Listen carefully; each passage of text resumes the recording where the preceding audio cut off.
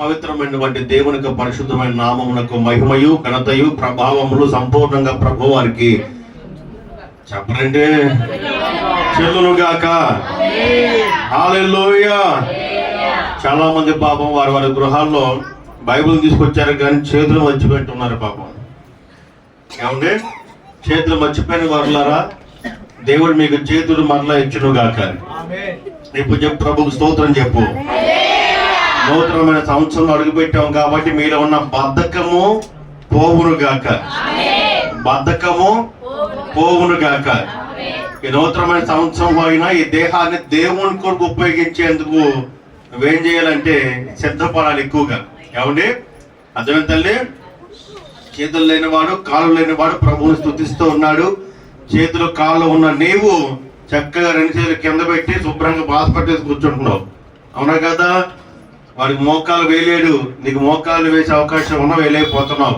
అందుకనే ఈ నూతనమైనటువంటి సంవత్సరంలో ప్రభు వారి నీలో ఉన్న బద్ధకాన్ని, ఇంకేంటి, మందబుద్ధిని దేవుడు తొలగించును గాక. ఇవి దిగ్గులు కాదండి, బైబిల్లో మాటలే. దయచేసి ఎవరు కూడా అపార్థం చేసుకోమాకండి తల్లులారా. పరిశుద్ధమైన లేఖన భాగంలో నుంచి దేవుడు సంఘమునకు ఇచ్చినటువంటి 2026వ సంవత్సరంలో ఒక చక్కటి వాగ్దానము.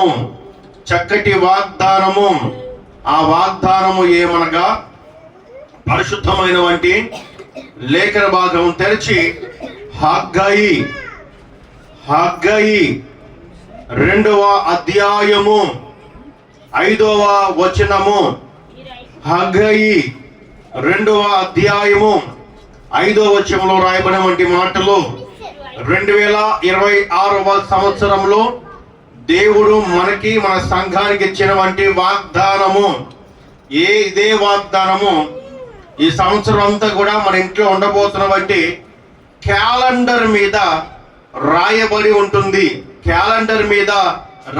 ఉంటుంది. జాగ్రత్తగా ఆ క్యాలెండర్ చక్కగా చూస్తున్నప్పుడు ఆ వాగ్దానం కొరకు, సంఘం కొరకు ప్రతి ఒక్కరు కూడా ఏం చేస్తూ ఉండాలి? ప్రార్థన చేస్తూ ఉండాలి.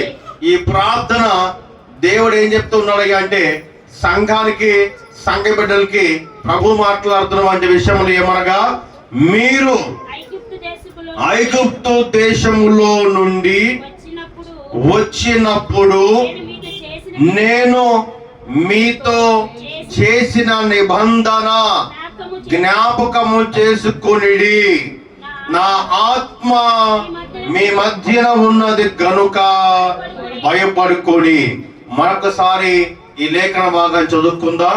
ఈ వాగ్దానాన్ని ప్రతి ఒక్కరు కూడా నెమరవేస్తూ ఉండాలి.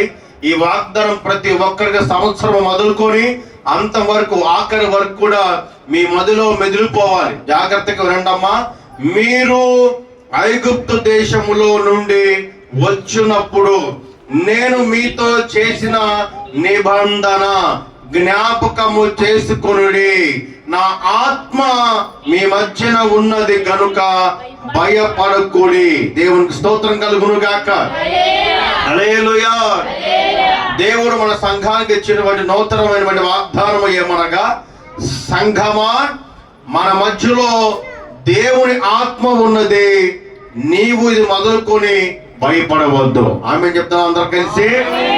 భయపడుతున్నవంటి ప్రతి సంఘానికి, భయపడుతున్నవంటి ప్రతి మందిరంలో సంఘ విశ్వాసులకి, భయపడుతున్నవంటి ప్రాంతీయ వాసులకి, భయపడుతున్నవంటి అధికారులకి, భయపడుతున్నవంటి దేశ ప్రజలకి, భయపడుతున్నవంటి క్రైస్తవ కుటుంబాలకి దేవుడు ఇస్తున్నటువంటి వాగ్దానం ఏంటంటే, నీవు భయపడవద్దు. ఎందుకనగా నా ఆత్మ ఉన్న చోట భయము ఉండదు. నా ఆత్మ ఉన్న చోట దడగా ఉండదు.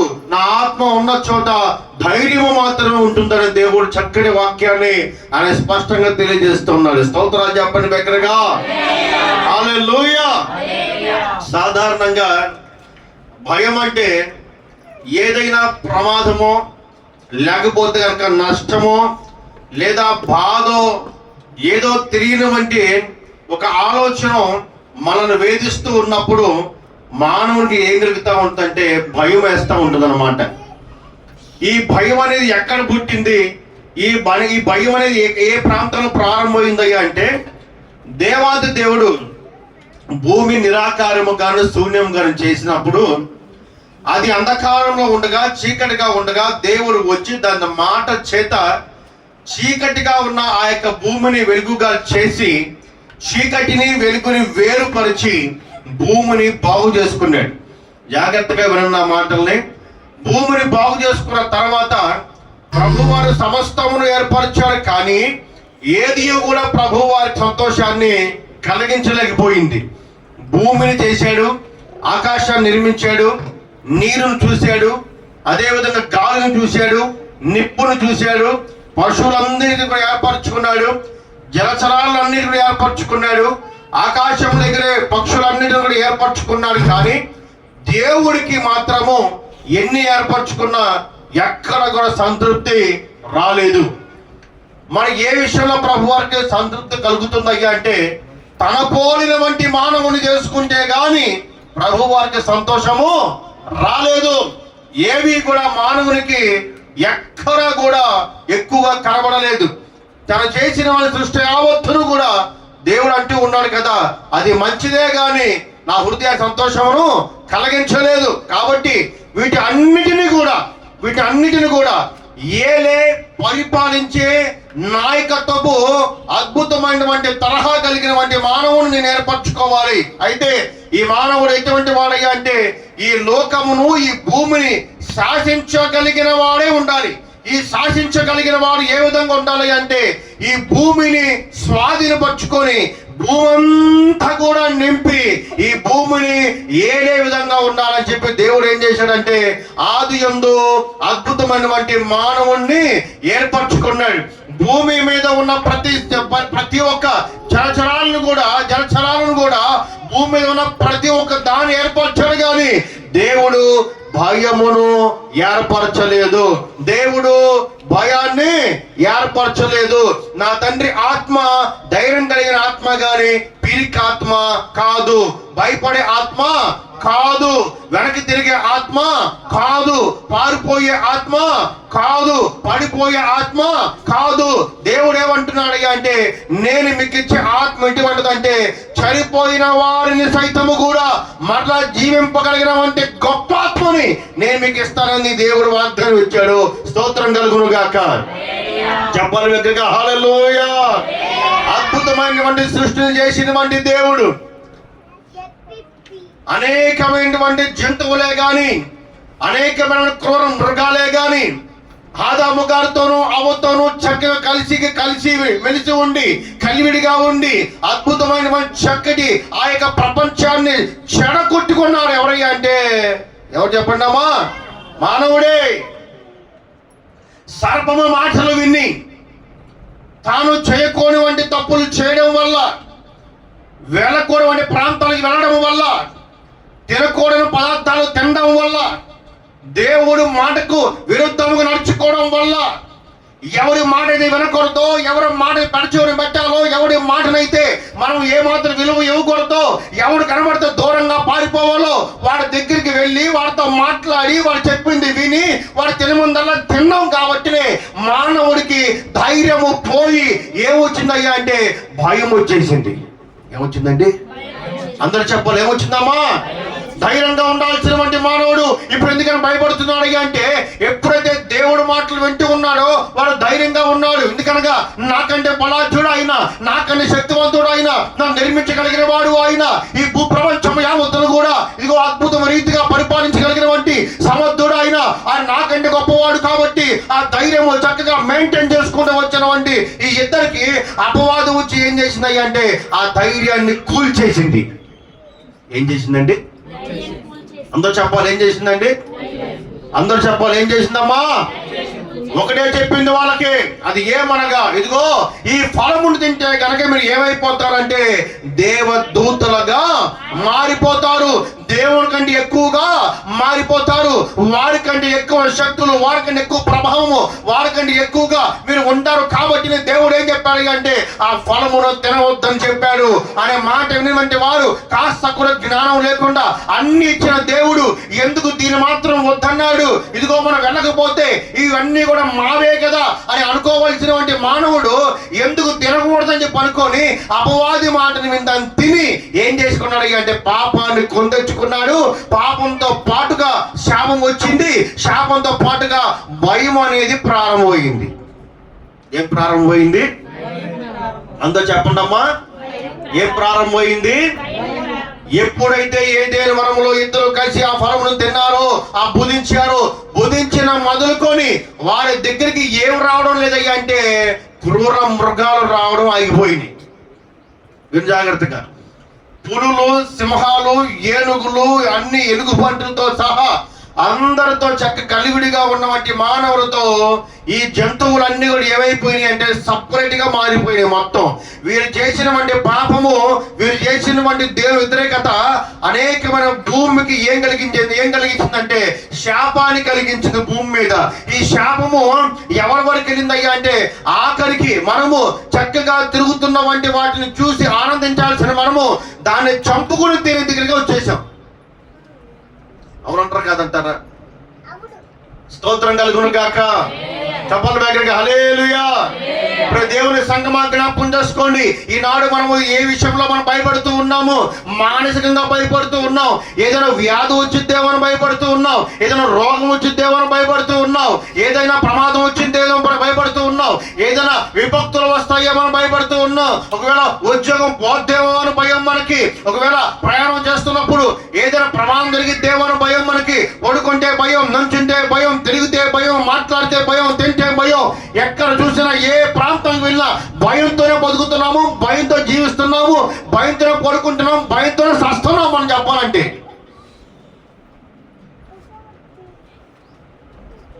మన జీవితంలో శాంతి లేదు, మన జీవితంలో సమాధానం లేదు.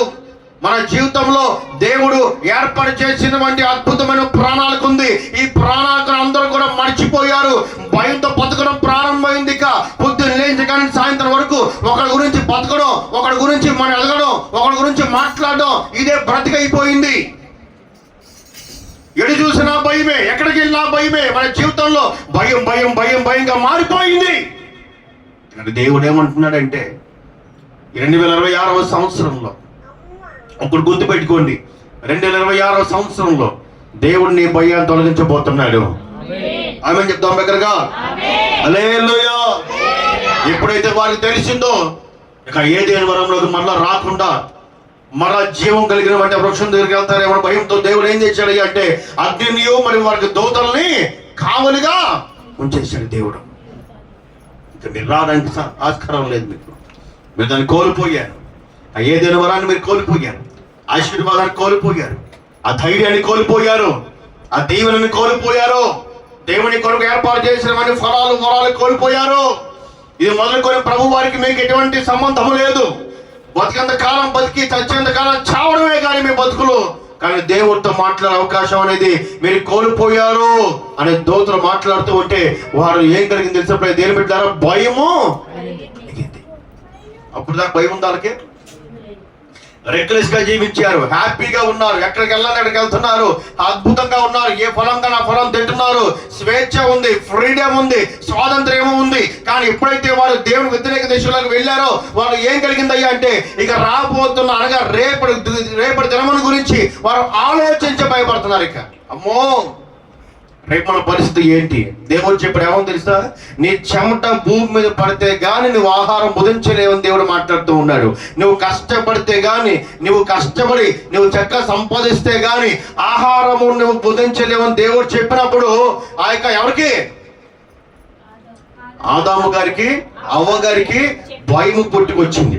ఇదిగో అవ్వా, ఇది మొదలుకొని నీ సంతానము వేదన అధికమవుతుంది అని దేవుడు చెప్పాడు కదండి. ఆ మాటికి అవ్వగారికి కూడా ఏం కలిగింది? భయము కలిగింది. అసలు భయం లేవంటి వారికి అసలు భయమే తెలియనివంటి వాళ్ళు దేవుడు వారికి భయాన్ని ఇవ్వలేదు, స్వేచ్ఛనిచ్చాడు. దేవుడు వారికి ఏమి ఇచ్చాడండి? స్వేచ్ఛనిచ్చాడు, భయం ఇవ్వలేదు. అయితే ఈ స్వేచ్ఛ ఏమైందయ్యా అంటే భయానికి దారి తీసింది. స్తోత్రం కలుగును గాక. మనం కూడా కొంతమంది స్వేచ్ఛ ఇస్తాం, ఫ్రీడమ్ ఇస్తాం కొంతమంది. మనం ఏమండి దాన్ని చక్కగా ఉపయోగించుకున్నారనుకోండి, హ్యాపీగా వాళ్ళకి ఇంకా ఏదైనా చెయ్యాలని మనసు మనకు ఉంటుంది. ఈ స్వేచ్ఛని దుర్వినియోగం చేసుకొని ఇష్టానుసారం బతుకుతాం అనుకున్నారు అనుకోండి, వారి జీవితం నాశనం అయిపోతాయి. అవునంటారు కాదంటారా? ఒకరికి స్వేచ్ఛ ఇచ్చాము మనము. స్వేచ్ఛ ఇచ్చినప్పుడు వారు ఒళ్ళు దగ్గర పెట్టుకుని ఆ స్వేచ్ఛను ఏం చేసుకోవాలండి, ఉపయోగించుకోవాలి. కానీ ఆ స్వేచ్ఛ ఇచ్చారు కదా, వాడేం చేస్తారులే వీడేం చేస్తారులే, మనం తిందాంలే తాగుదాంలే హ్యాపీగా ఉందాంలే అని చెప్పి అనుకున్నాం అనుకోండి, ఆ స్వేచ్ఛ వల్ల నువ్వు ఏం చేయాలంటే ఇక నీ బ్రతుకంతా కూడా భయంతోనే బతకాలిక. బతుకంతా కూడా భయంతోనే బతకాలిక. ఎక్కడ సంతోషం లేదు, ఎక్కడ ఆనందం ఉండదు, ఎప్పుడు చూసిన విచారమే, ఎక్కడ చూసిన ఏదో ఒక ఆలోచనే, ఏదో ఒక అనుమానాస్పదమైనటువంటి భయము. నా కుటుంబం ఏమైపోతుందో, నా భర్త ఏమైపోతాడు, నా భార్య ఏమైపోద్దో, నా పిల్లలు ఏమైపోతారో, నా అత్తగారు మా మామగారు ఏమవుతారు, నా మాట వెనకుండా వెచ్చలుగా ఉంటారేమో భయంతో అనుదినము కూడా ఇద్దరు హారాలు మానుకుని మనం భయపడుతున్నాం. అంటే అనేక మన పురుషులు లేరా, స్త్రీలు లేరా? ఇది మన జీవితం ఎందుకని ఈ విధంగా మారిపోయింది అయ్యా అంటే, ఎప్పుడైతే దేవునికి స్వేచ్ఛనిచ్చాడో ఈ స్వేచ్ఛతో నువ్వు దేవుని కనపరచవలసిన నీ జీవితంలో భయాన్ని కొనుక్కొని తెచ్చుకున్నావు. స్తోత్రం కలుగునుగాక. ఎందుకమ్మా మనకు భయము? దేవుడు ఏమంటూ ఉన్నాడు, భయపడవద్దు అంటున్నాడు. బైబిల్లో 365 సార్లు రాయబడి ఉంది భయపడవద్దు, భయపడవద్దు, భయపడవద్దు. అంటే మనకి సంవత్సరానికి ఎన్ని రోజులమ్మా? అంటే ప్రతిరోజు ప్రభు ఎవరు మాట్లాడుతున్నాడు? అవునా కదా? ప్రతిరోజు ప్రభు నీ కొంచెం మాట్లాడుతూ ఉన్నప్పుడు మనం ఎందుకని ప్రభు వారి మాటలను వినలేకపోతున్నాం అయ్యా అంటే, నీ ఆలోచన నీ కనుచూపు యావత్తులు కూడా దేని మీద ఉందయ్యా అంటే, దేవుడు నీ కొరకు ఇచ్చినటువంటి స్వేచ్ఛ మీదే ఉంది. కానీ అసలు స్వేచ్ఛని ఎంత నమ్మి దేవుడు ఇచ్చాడో దాని మీద లేదు నీకు నమ్మకం. ఒక వ్యక్తిని నమ్మి ఆ వ్యక్తిని మనం స్వేచ్ఛగా మన మధ్యలో తిరిగిస్తున్నామంటే అది కేవలము ఏదో వాళ్ళు ఏదో చేస్తున్నారనో ఏదో పొందుతున్నారో కాదు, అతని మీద నమ్మకం. అది ఏం చెప్పండి అమ్మా, వారి మీద నమ్మకం. అది స్త్రీలైనా పురుషులైనా వారి మీద నమ్మకంతో మనం చక్కగా స్వేచ్ఛనిస్తాం. మందిరంలో స్వేచ్ఛనిచ్చాం కదా అని చెప్పి విశ్వాసాలు తిట్టడం కొట్టడం చేసాం అనుకోండి, ఏమైంది? ఏం చేస్తాం మనం? చక్కగా దండం పెట్టి సారంతాం బయటికి. స్తోత్రం కలుగునుగాక. హల్లెలూయా. దేవుడికి అదే చేశాడు ఇక్కడ ఆదాము హవ్వ గారికి. స్వేచ్ఛనిచ్చాడు, వారు స్వేచ్ఛను ఏం చేస్తున్నారంటే దుర్వినియోగం చేసుకున్నారు. తరివేశాడు. అదేవిధంగా మా తల్లి తన్ని తరివేశాడు. అక్కడ తరివేశాడు కాబట్టినే వారు ఏం చేస్తున్నారు, ఏ దేని వరమో బయట వారు ఎదురు చూస్తున్నారు, లోపలికి వెళుతాడేమో అని చెప్పి పిలిచేవాళ్ళు ఉన్నారా? ఎవరు లేరు. తరివేసిన తర్వాత అడుగు పిలుస్తారని మళ్ళా. స్తోత్రం కలుగునుగాక. చెప్పాలి దగ్గరగా హల్లెలూయా. వీళ్ళు పడినటువంటి భయము వీళ్ళతో సమాధి అయిపోయిందయ్యా అంటే లేదు. వీరు ప్రారంభించినటువంటి భయం అలా పెరుగుతూ పెరుగుతూ పెరుగుతూ కుటుంబంలో ఉన్న కుమారులకి కుమార్తెలకి సంక్రమిస్తూ ఇక్కడ దాకొచ్చింది.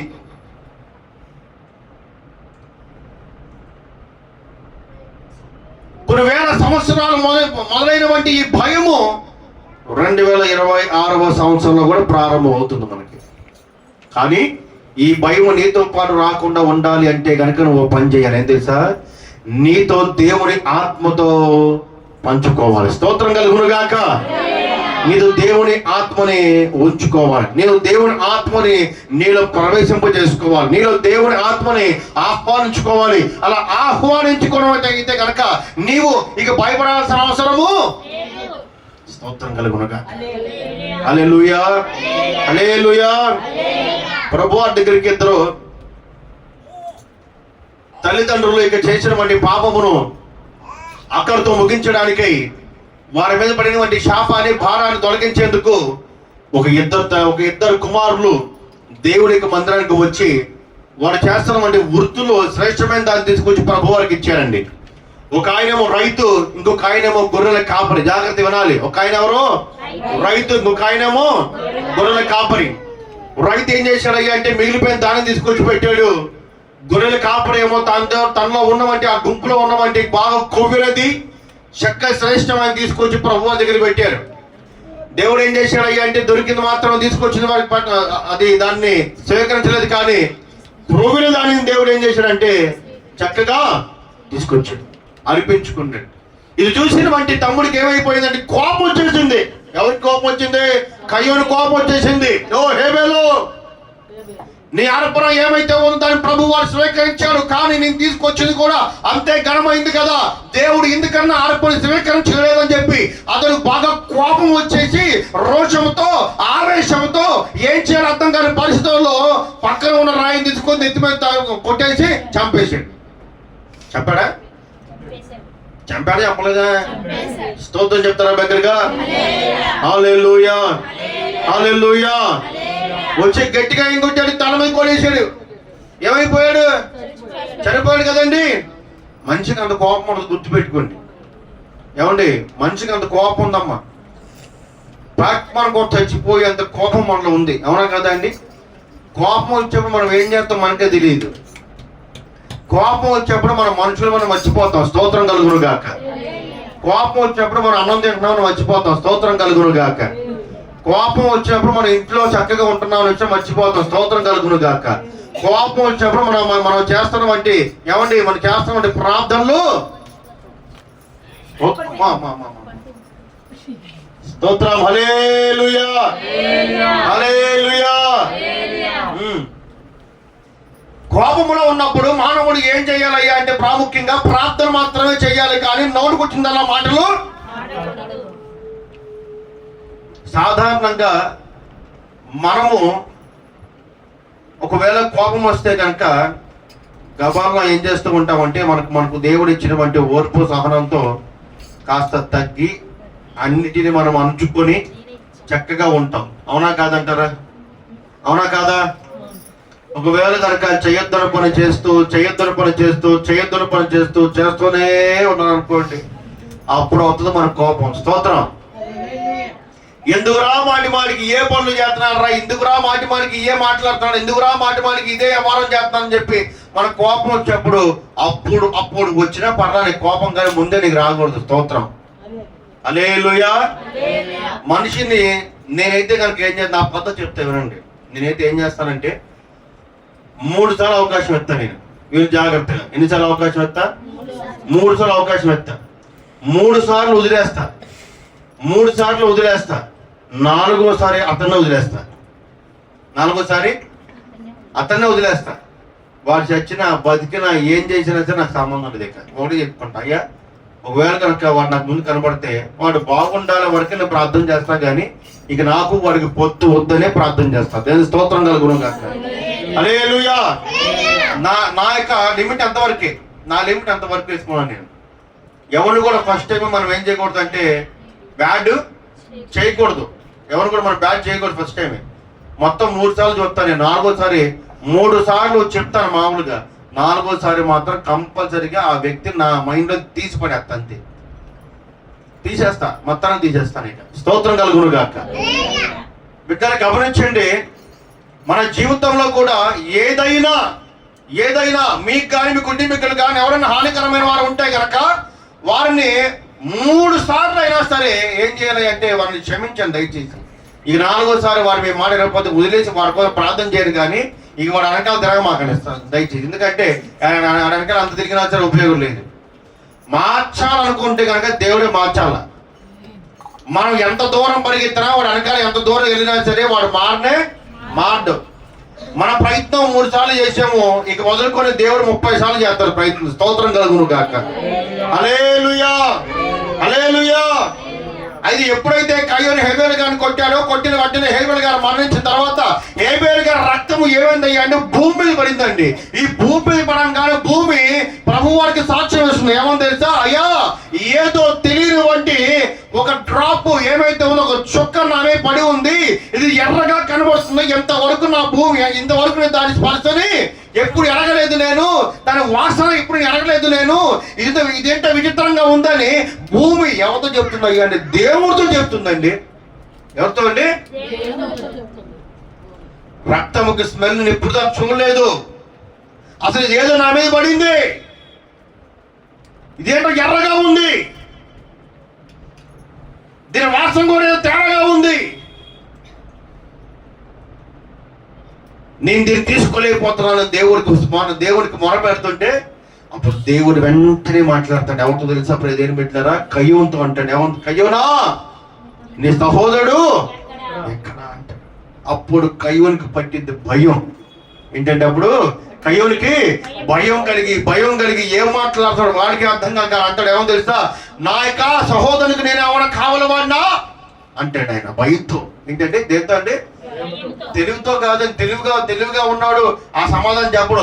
తెలివిగా ఉన్నాడు ఏ సమాధానం చెప్తాడంటే, అయ్యా దయచేసి మమ్మల్ని క్షమించండి ఆయన, ఏదో ఆవేశంలో జరిగిపోయింది, నన్ను మన్నించండి, నీకు వరం ఉన్నాయి, నీకు ఆశీర్వాదం, నీకు దీవెన ఉంది, మరణించిన వారు సైతం తిరిగి లేపగలవు కాబట్టి దయచేసి నా సహోదరుని మరణించిన వారిని తిరిగి లేపయ్యా అని బతిములాడుకుంటే కనుక నా తండ్రి ఉన్న బలంగా చచ్చిపోవడం బతికించేవాడుగా.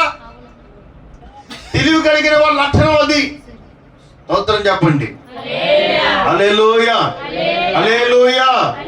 వీడు భయపడిపోయాడు కాబట్టి వాడు ఏమంటున్నాడు అంటే దాన్ని తప్పించుకోవడానికి, నేనేమైనా నా సహోదరునికి కావలి వాడినా, వాడెక్కడికి పోతున్నా వాడెక్కడికి వెళ్తున్నా వాడిని కాపాడుకోవడానికి నేనేమన్నా వాడికి కాపలా వాడినా అని ఎవరితో సమాధానం చెప్తున్నాడు అంటే సాక్షాత్తు దేవుడితోనే సమాధానం చెప్తున్నాడు. ఎవరితో అమ్మా? ఎవరితో చెప్పండి తల్లి? దేవుడితోనే సమాధానం చెప్తున్నాడు. ఈనాడు ఎవరైతే ఒకవేళ మనం దేవుని ఎందుకు చేయరాని పనులు చేసిన ఎడల, ఒకవేళ కనుక ప్రభువుకి విరుద్ధంగా చేస్తే ఉంటే కనుక నిన్ను ఎక్కువగా వేధించేది ఏమైనా ఉందంటే కనుక అదే భయం. గుర్తుపెట్టుకోండి. ఏమన్నా వింటారు తల్లి? నిన్ను నీ కుటుంబాన్ని ఎక్కువగా వేధించేది శోధించేది ఏమైనా ఉందంటే కనుక అదేంటమ్మా? భయమే. నీ జీవితం వెళ్ళిపోద్దో, నీ జీవితం ఏమైపోద్దో, నీ జీవితం ఏ విధంగా నాశనం అయిపోద్దో ఇదంతా కూడా ఎవరు చేసుకున్నారా అంటే మనమే చేసుకున్నాం. ఎవరు చేసుకున్నారమ్మా? అందరూ చెప్పాలి. ఎవరు చేసుకున్నది అన్నారా?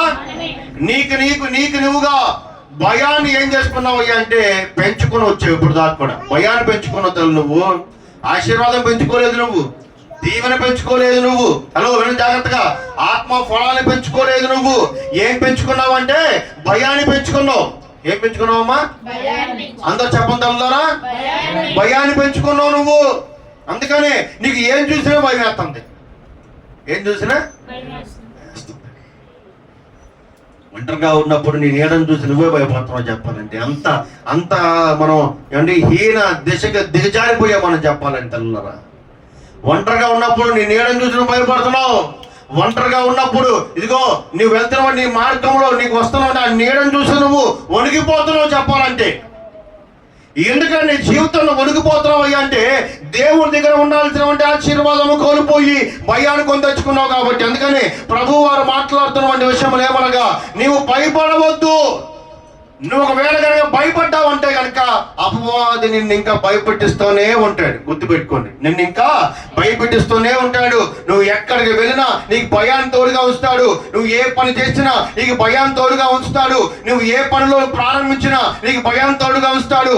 ఎందుకయ్యా అంటే నీలో ఏ ఆత్మ లేదంటే దేవుని ఆత్మ లేదు. మరి నేను ఏ ఆత్మ ఉందా అంటే దురాత్మ పట్టి ఉన్నావు కాబట్టి ప్రతి విషయంలో కూడా నీతో పాటుగా వచ్చేది ఏమైనా ఉందంటే కనుక అది భయమే.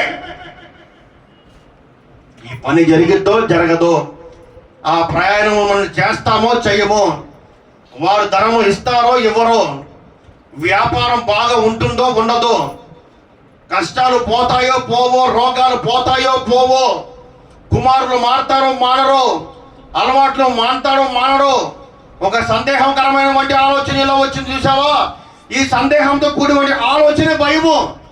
ఈనాడు ప్రతి క్రైస్తవుడు కూడా భయపడుతున్నాడు కాబట్టి అపవాది ఏం చేస్తూ ఉన్నాడు అంటే ఏమంటే మిమ్మల్ని మీకు తెలియకుండానే మానసికముగా ఏ విధంగా వాడు కనబడని రీతిగా నేను భయపడుతూ ఉంటున్నాడు. నువ్వు ప్రతి విషయంలో భయపడుతున్నావు. మనుషులను చూస్తే భయము, వస్తువులను చూస్తే భయము, ధర్మం చూస్తే భయము, అనేక పరిస్థితులు చూస్తే అన్ని భయాలే మనకి. రోడ్డు మీద వెళ్తే భయంగా రోడ్డు దాడుతూనే ఉంటున్నాం. అవునా కాదమ్మా? ఇటు పక్క ఏ వాహనం వచ్చి గుద్దుద్దో భయం మనకి. స్తోత్రం. ఒకవేళ గుద్దుదంటే కనుక ఇంటి ముందు ఏం పడిపోద్ది? పెట్టేక ఇంటి ముందు పెట్టే వామో ఇంటి ముందు పెట్టి పడిపోద్ది. భయంగా రోడ్డు దాడుతున్నావు, రోడ్డు మీద ఎందుకు భయం? వాడు గుర్తుపెట్టుకోండి అమ్మా, నువ్వు దేనిని నమ్ముతావో అది జరిగిద్ది. గుర్తుపెట్టుకో. రోడ్డు మీద వెళ్తున్నప్పుడు అమ్మో పడిపోతానేమో గుద్దిద్దేమో అనుకున్నావు నిజంగా గుద్దిద్ది, నిజంగా పడిపోతాం. చెప్పాలంటే నువ్వు నమ్మితే ప్రభు చెప్పిన మాట ఏమనగా, నమ్ము ప్రతి వానికి సమస్తము నీవు నమ్మితే చాలు, జరిగిపోద్ది అంతే. అక్కడ ఒక కుష్ఠరోగి వచ్చి ప్రభువారి దగ్గరికి, కుష్ఠరోగికి ప్రభువారు ఇగో ఈ మెడిసిన్ వేసుకోరా, ఇగో ఈ ఇండిషన్ వేస్తా అన్నాడా ఇటు ఏమన్నా అని ఏం చెప్పాడు? ఏమండి, నీవు నమ్మితే నీ విశ్వాసం బట్టి నీ స్వస్థత కలుగును గాక అన్నాడు ఆయన. స్వస్థత నీలోనే ఉంది, ఆశీర్వాదం నీలోనే ఉంది. నువ్వు నమ్మితే కలిగిద్ది. నువ్వు నమ్ముతున్నావు ఏమన్నా రోడ్డు మీద పడిపోతాను అని చెప్పి నువ్వు అనుకుంటున్నావు, రోడ్డు మీద పడిపోతున్నావు. ఏమండి, యాక్సిడెంట్ జరిగిద్ది అనుకుంటున్నావు, జరిగిపోతుంది. మన జీవితంలో మొత్తం నష్టమే నష్టమే నష్టం. మరి గుర్తుపెట్టుకున్నామా, నీ నోట్లో నుంచి ఎప్పుడు కూడా శాపకరమైన మాటలు రాకూడదు. అది నువ్వే కానీ నీ బిడ్డల మీద కానీ. గుర్తుపెట్టుకోండి, నువ్వు ఎప్పుడు సత్తావురా, ఎప్పుడు నాశనం అయిపోతావురా, నీ బతుకు నాశనం కానీ ఇట్లాంటి మాటలు రాకూడదు. గుర్తుపెట్టు నీ నోట్లో నుంచి. ఈ నూతనమైన సంవత్సరంలో నీ నోటి మాట మార్చబడాలి. ఎవరినైనా సరే దీవించడానికి ప్రారంభించు, కానీ చెప్పించడానికి మాత్రం ఆలోచన రాకూడదు నీకు. ఒకడి మీద శాపకరమైనటువంటి వచనాలు వదిలే అధికారం నీకు లేదు, దేవునికి అది ఇవ్వలేదు. ముందు మన బతుకులు మనం మార్చుకోవాలి, ఆ తర్వాత పక్కన బతుకు గురించి ఆలోచించాలి. స్తోత్రం చెప్తారా బిగ్గరగా? హల్లెలూయా. కాబట్టి ప్రతి ఒక్కరూ జ్ఞాపకం చేసుకోవాలి. తండ్రి చెప్పినటువంటి వాగ్దానం ఏమని ఒకసారి హగ్గయి 2:5, మీరు ఐగుప్తు దేశములో నుండి వచ్చినప్పుడు నేను మీతో చేసిన నిబంధన జ్ఞాపకము చేసుకునుడి, నా ఆత్మ మీ మధ్యన ఉన్నది కనుక భయపడుకుడి. స్తోత్రం చెప్పగలరా బిగ్గరగా? అందరూ చెప్పండి. దేవుని ఆత్మ మన మధ్యలో ఉండును గాక. భయపడుతున్నామంటే మన జీవితాలు ఇక భయాలు తొలగించబడును గాక. దేవుడు మనకు ధైర్యాన్ని పుట్టించును గాక. దేవుడు మనకు ధైర్యాన్ని పుట్టించును గాక. భయాన్ని పోగొట్టును గాక. ధైర్యముగా ప్రతి కార్యముల ముందుకు సాగును గాక. అటువంటి కృపా సమాధానం ప్రభు మనకు అనుగ్రహించును గాక. ప్రార్థన చేసుకుందామా?